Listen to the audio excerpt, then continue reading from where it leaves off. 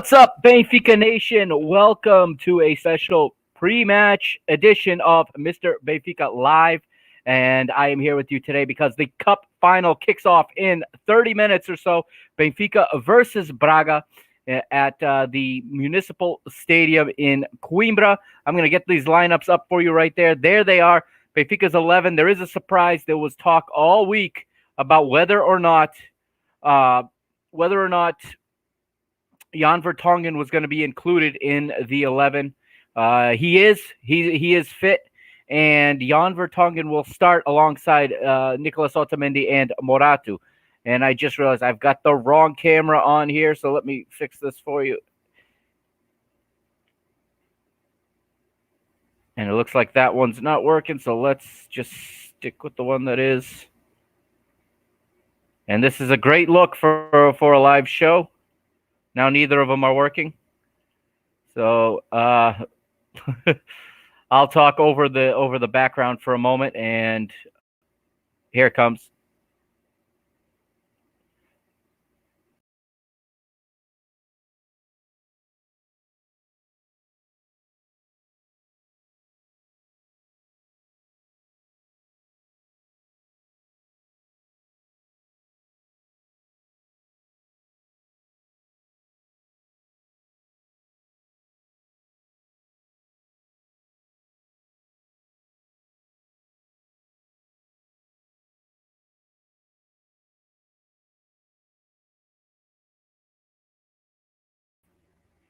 Here I am. I am back. Sorry about that, everybody.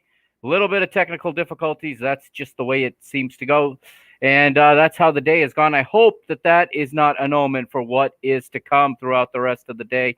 Benfica are playing in black today, too. That's another thing I don't like. I don't like when we play Braga in finals because I want to see us in our traditional red and white kit.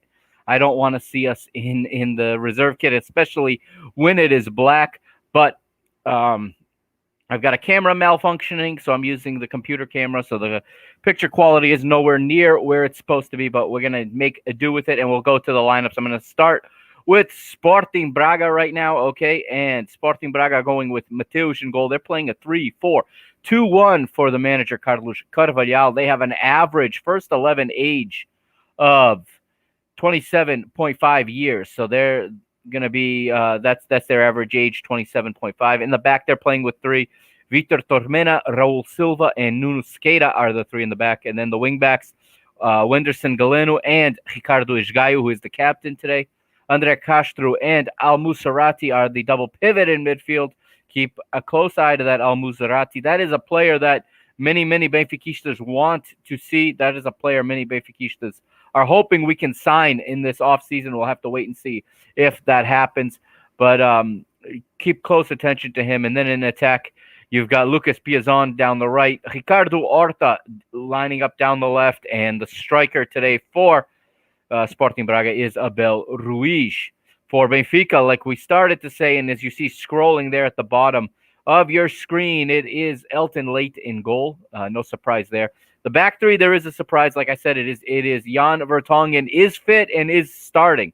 So Jorge Jesus opts to stick with this 3-5-2, 3-4-3 hybrid formation that they've been playing. I thought for sure he was going back to the 4-4-2 today, but it looks like with Vertonghen being fit, he is going to go with three in the back. It's going to be Otamendi, Moratu, and Vertonghen. I believe that Moratu is going to play in the center like he did in the second half against Guimarães, with Otamendi, as a right center back and Vertonghen as a left center back, but that remains to be seen. One thing I don't think is going to happen is I don't think we're going to see Moratu play as a right center back or Vertonghen as a right center back. Neither one of them are very good with their right foot. They are much more left-footed players, so it remains to be seen what's going to happen there. In midfield, we got Weigl and Tarap starting in the center with Diogo Gonçalves wide on the right and Grimaldo wide on the left. And then in front of them playing as attacking midfielders, you could call them, or even as they'll probably line up even as wingers. It is Pizzi wearing the captain's armband on the right. Everton Cebolinha is on the left. And, of course, they're playing behind the striker, the Swiss Army knife, Aris Seferovic. All right, let's talk about where we are right now. I did a little bit of math here, as you can see. Here are the two teams' road to the final. Benfica, 1-0 winners in round 3 over Paredes. Round 4, 3-0, 5-0, winners over Villafranquense at home. Round 5, 4-0 winners on the road at Estrela, or at FC Estrela, as they're called now, formerly known as Estrela Amadora. And then in the quarterfinals, a 3-0 victory over Bisad. In the semifinal, a 2-0 aggregate victory over Estoril. That brings Benfica to the final without having surrendered a goal yet in this competition. Doesn't mean anything today, obviously. Benfica, if you can tell by the teams I just read off, have only played one first division side en route to this final. The opponents today, Braga, on the other hand, round 3 winners, 2-1 over Trofense. Round 4, 7-0 winners over Montijo. In round 5, 5-0 winners over Torreense. And then in the quarterfinal, they beat Santa Clara 2-1 before beating Porto 3-2 on aggregate over the two-legged semifinal. So Braga definitely with a tougher road to the final. No question about it. They had the tougher road, and I can see the teams are warming up. I've got BTV up there. I've also got TVE going on here on my screen, and they've got the news going on. So the match is going to be on TVI. I do need to say that this match is not going to be on RTP. It does not look like, and the Taça final has always been on RTP. But it looks like this is one of those years where it goes to the independent station, TVE or TVI. Have your choice of the Portuguese or the English name for the channel. But they have the final, and I've got it up. It is available if you go to their website. You can find it. Just Google TVE em direto, TVE live stream. It is actually, the web address is TVI player at IOL.pt. You will have to sign up for a subscription, though. You will have to sign up for a subscription if you want to watch it there. There's other means of getting the game, and you're all aware of that, I am sure. All right, if you are watching right now, feel free to chime in on the chat with any questions of what you think. My concern, obviously, is going to be the back three, and is Morato up for this occasion? This is not a final match of the Liga season where we're not really playing for anything like was the case on Wednesday. I'm hopeful for him. I'm very hopeful because you know what? There's no time like the present to make a name for yourself. And as I watch, on Wednesday, he surprised me. I've never been that high on him, I'll be honest, from what I've seen in the B team. But I thought that he got a lot of positive things out of that match on Wednesday. And I like the idea of him playing central with the two veterans to each side of him to help him out. Also forcing him to be the communicator out of the back. That's always a good thing for a young player. But again, you think about the central defenders Benfica have launched in the past several years, okay? Their opportunity has not come just by chance. It's come I shouldn't say just by chance, but their opportunities did not come by design is what I meant to say. They came through injuries, and that's the kind of opportunity Morato has today through the injury to Lucas Verissimo. We have an opportunity for Morato here to prove himself. Remember, Victor Lindelof and Ruben Dias, two of the best central defenders in the Premier League, came through our B team into our A team. Okay, they are made in Seychelles, no question about it. And be interesting to see if Morato is going to make the most of this opportunity today and be a positive factor and a positive influence on Benfica in this match to go ahead and lift this trophy that we desperately need to win. It has been far too long. It has been far too many years. Okay, it's only been 3 years, but it's been far too few Taças de Portugal, Portuguese Cups in the past 20 years. We've won very, very few of them. Our last one was 3 seasons ago, I think. We beat Vitória Guimarães at the Jamor. This game, of course, not taking place at the Jamor. I'm not happy about that. This match is not taking place on Sunday afternoon. I'm not happy about that. I am very much a traditionalist when it comes to football, and I want my cup finals on a Sunday afternoon at the Jamor in the sunshine or the rain, whatever the weather is. I don't like it in Coimbra. The stadium has no character, has no charisma, has no romanticism about it, whereas the Jamor has all of that, even if it is an old dilapidated structure falling apart. There's no fans in the stadium today for some reason. Only only British football fans are allowed to attend matches in Portugal, as we know, which will be the case next Saturday when Manchester City take on Chelsea at the Estádio do Ladrão in Porto. They're going to have like 10 or 12,000 British fans there. But locals, no. You stay home and you do as your government tells you. So that's what they think about football fans in Portugal. And they're keeping them out of the stadium. And, of course, fans lined the street. I just watched a little while ago the bus route as Benfica's bus left the team hotel and went all the way to the municipal stadium there in Coimbra. Same location where we lost to Porto last season at this stage. So we have to make up for it, okay? This is a must-win match, not because this is going to make this a good season or a bad season, because it's still a bad season. But this is like the bare minimum Benfica can get away with, is to win the cup, okay? The season has been horrific for many reasons. It has been just not one any of us are going to want to remember. But if we win the cup today, we will take something home with it. And it will put us in the Super Cup next year to face you-know-who from across the Skun and it will give us a chance to play them for a trophy and maybe right the wrong of what was this season. Now, that's one of my biggest concerns, okay, that is Moratu, and I'm hopeful about it. Also, Tarap starting in midfield next to Weigl. You guys know what I think about that. Rafa left off the starting lineup after being named to Portugal's Euro 2020 squad. And Rafa is usually big in these matches. So maybe Jorge Jesus is planning to bring him in off the bench and to use him in that dynamic.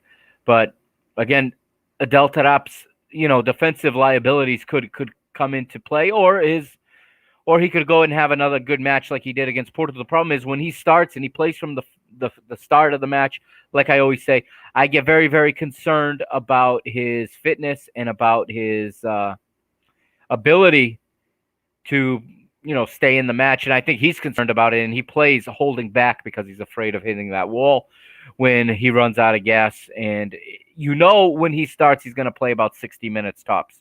If he goes past that, then it's because there's nobody else to come in usually. So I don't expect him to play. That's where I expect Rafa to come in, probably around the 55 or 60-minute mark. But who knows what the match is going to look like at that time? Who knows what the result will look like? Benfica need to be very careful today, and they need to not fall behind. We have a tendency against Braga to fall behind. I do have the results this season so far against Braga right here, and on November the 8th in the Liga, Braga beat us 3-2 at the Estádio da Luz, remember? We fell behind 3-0 in that one. Again, like I said, we let them get ahead. In January on the 20th in the Taça da Liga semifinal, we lost 2-1 to Braga in that one, and that booked them a spot in the final against Sporting. And then on March the 21st in the Liga, we were 2-0 winners at the quarry, at the Pedreira in Braga. So you see the difference. When Braga scores first, who normally wins? When Benfica scores first, who normally wins? I don't like to see Benfica have to chase a result. We don't typically do that well with that, although we're very poor at holding a result also. So if Benfica do score first, they have to keep playing and have to go for that second goal. They cannot sit back and wait and think they're going to kill whatever many minutes are left, because we've proven match after match all season we can't do that. Now, I don't want to see us, start to have too much of the ball again. I continue to contend that because we make too many mistakes with it, and we make mistakes in our own end, and then we have odd man rushes for Braga, and our back four are not pacey. There is not much pace back there. I'm very, very concerned that our back three, there's not a lot of pace there, and if we get caught, in a counter, it could be very, very dangerous. We want to keep the game in front of us as best as possible. Yes, we do want to see the ball. We want to be around 50% of possession, but we want to have the ball in their end. We want to possess in dangerous places and not in our own back end where we can make a mistake. Because if you watch, and if you watch Benfica all season long, just watch how many unforced errors we commit passing the ball to each other. It is mind-blowing how many unforced errors our players commit. So I'm hoping that that's not what's going to happen today, and I'm hoping that we get the ball forward more. It's uglier, yes. Those of you that follow the women's team saw them play yesterday, and they're very capable of playing beautiful football when they need to. But yesterday, you also saw them get dirty, get gritty, and get down and hold their lines and not allow the other team to build anything, not allow the other team to get dangerous chances for large chunks of the match. Our men have to be able to do that. Okay, we have to be able to, when we possess with purpose, not just for the sake of possessing. And when we defend, we have to be able to get in our lines, hold those lanes, close the passing lanes, and do not allow them to find their way towards goal. Now, who am I worried about on Sporting Braga? Ricardo Esgaio always gives us a hard time down the right. He is one of the better right wing backs in the entire league. He's one of the best ones there are, and he's their captain today, and he's got that little bit of Largatu blood in him, of course. So he would love nothing more than to beat us in a cup final, more than just to win it for himself. Because he's playing us, he's going to be that much more motivated. Ricardo Horta could give us trouble too, although Ricardo Horta is Sporting Braga's version of Haris Seferovic in that he has almost as many chances missed as does Seferovic. Horta with 9 goals this season. He'd have like 17 or 18 if he had just made a small percentage more of the shots that he misses. He could factor into this match and be dangerous. Abel Ruiz is a good striker. We've seen it. Particularly in the Europa League, he played really well this season, and he's dangerous. He can get on the end of balls. Very nervous. Obviously, that Andre Castro and Al Musrati midfield is a lot. It's good. If Tarapt does not hold his own defensively, it's a lot for Weigl to hold off and to keep in front of him. And we could run into a spot again where we have Weigl trying to play the position of 2 guys because his midfield partner is out of position, is not fulfilling his defensive responsibilities, and that's not where we want to be. Obviously, we want to see our players able to do what they do best, and for guys like Weigl, they got to be finding passes, picking them out, pinpointing passes, breaking lines. Okay, Tarap, you want to get him into space where he can attack on the dribble and where he can find that dagger of a pass. He's had, for me, a really poor season in my opinion, but he is the guy that's starting today. I'm not going to sit here and trash him.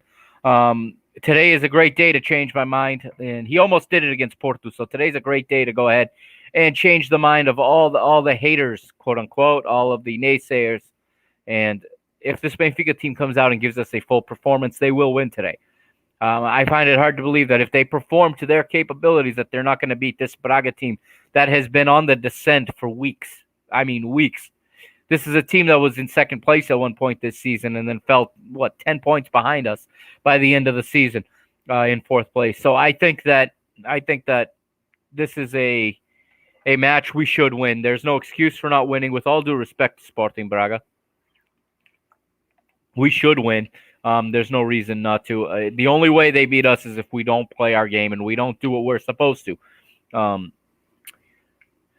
We'll see if they try to exploit our left side. They probably will, given that they got Ricardo Esgaio and Lucas Piazon down there right. They're going to come after Grimaldo like every team in this league does.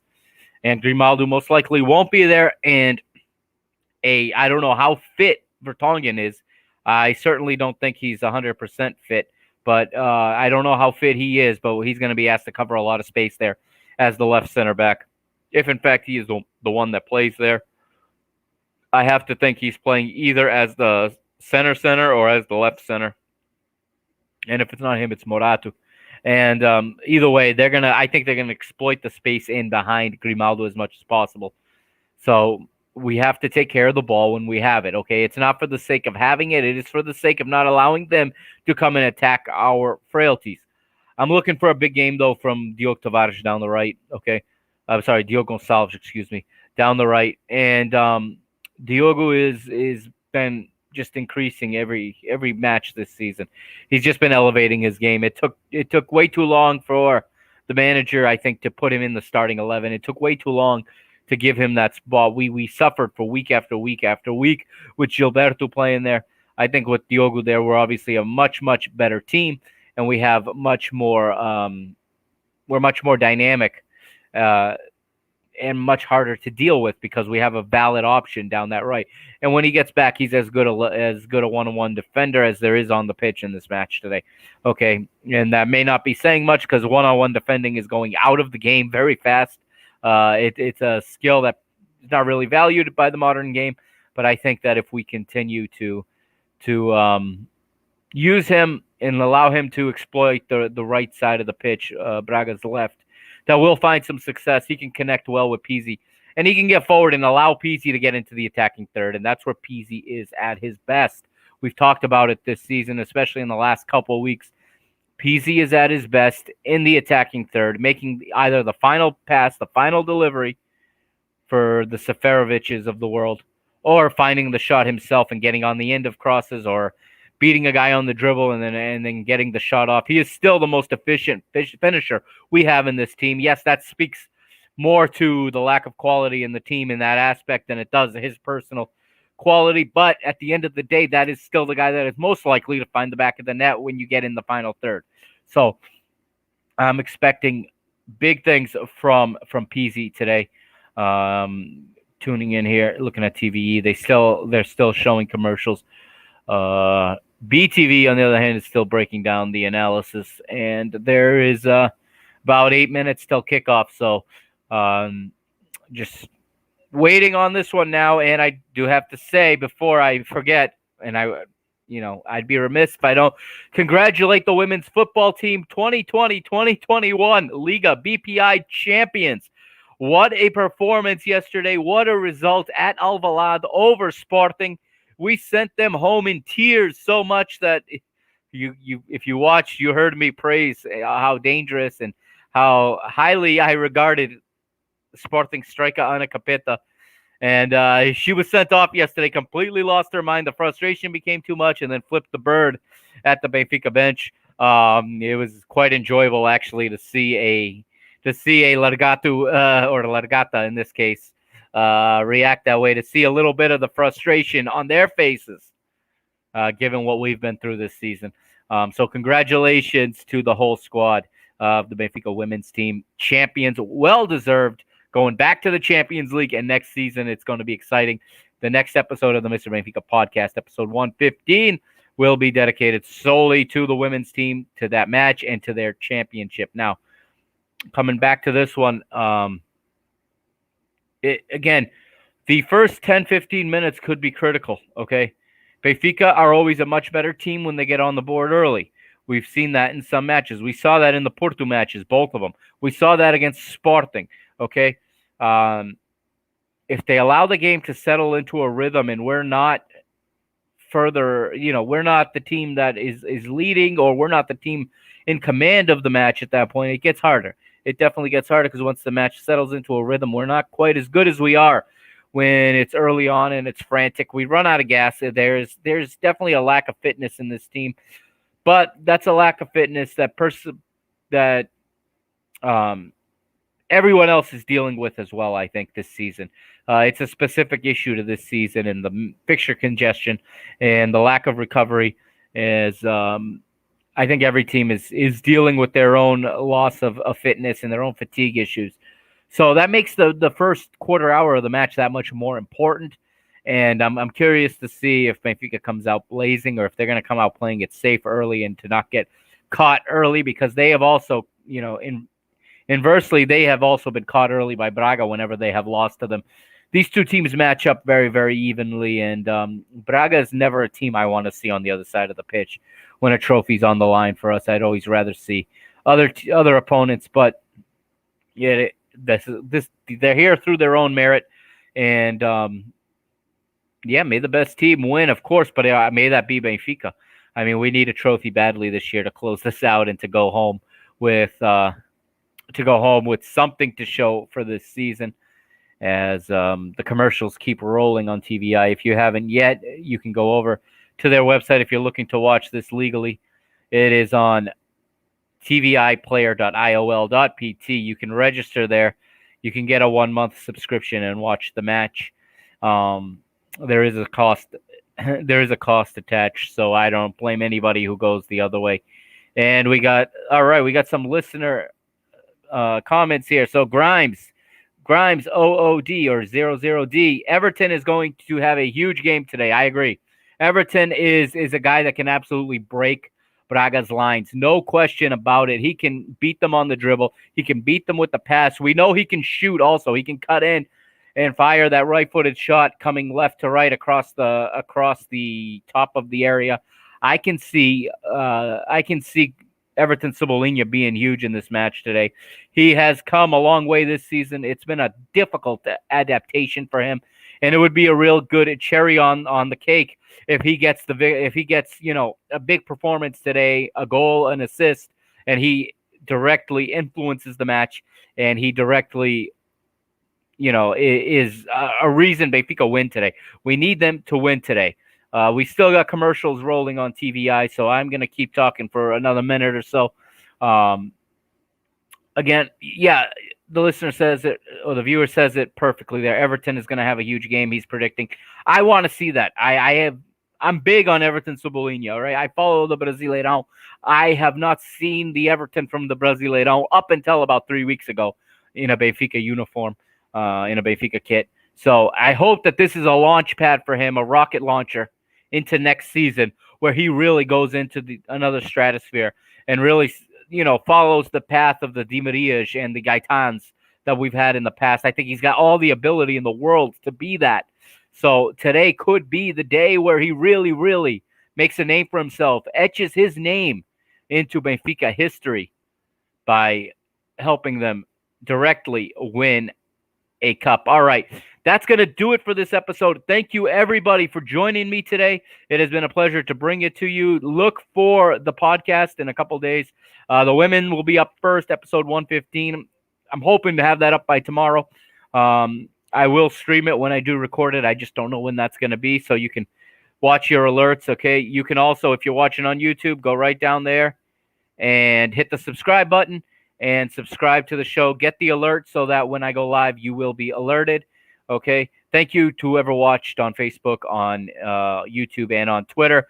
And this will be up on MrBenfica.com very soon. So thank you to anyone watching it after the fact on MrBenfica.com. All right. I'm the Mr. Mike Agostinho signing off. Enjoy the match. Carrega Benfica. Come on. Traga o caneco. Let's go, Benfica. This is it. This one is for the cup. I'll talk to you guys on the podcast in a day or so.